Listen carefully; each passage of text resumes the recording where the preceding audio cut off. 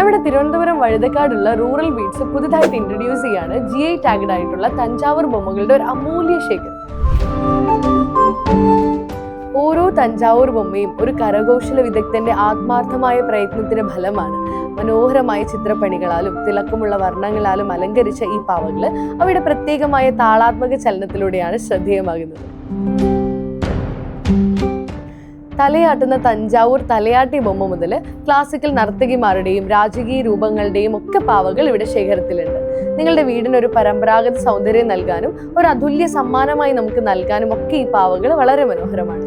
ഓരോ ബൊമ്മയും ഓരോ കഥയാണ്, ഓരോ പാരമ്പര്യമാണ്, ഓരോ കലാസൃഷ്ടിയാണ്.